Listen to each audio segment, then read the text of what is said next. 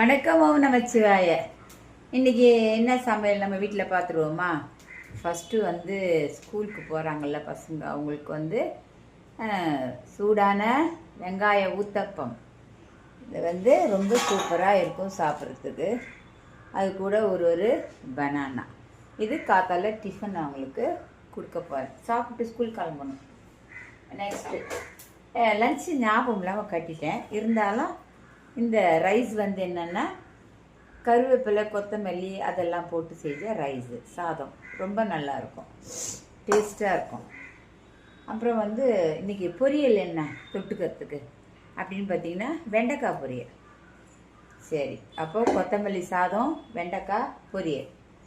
அப்புறமா ரெண்டாவது சாதம் சாப்பிட்லாம்ல, அதுக்கு தேவையான ரசம். ஏன்னா மூக்கடைப்பு இந்த மாதிரி ப்ராப்ளம் இருக்கிறதுனால ரசம் கொஞ்சம் வச்சாச்சு.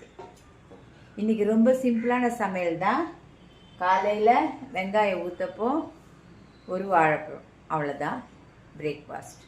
மத்தியானத்துக்கு கருவேப்பிலை கொத்தமல்லி சாதம், தொட்டுக்கிறதுக்கு வெண்டைக்காய் பொரியல், ரசம். இன்னையோட சமையல் ரொம்ப சிம்பிளான சமையல். வாங்க எல்லோரும் சாப்பிட்லாம். உங்களுக்கு இந்த டிஷ்ஷெல்லாம் பிடிச்சிருந்தா லைக் பண்ணுங்கள், ஷேர் பண்ணுங்கள், கமெண்ட் பண்ணுங்கள், சேனலை சப்ஸ்கிரைப் பண்ணுங்கள். வணக்கம்.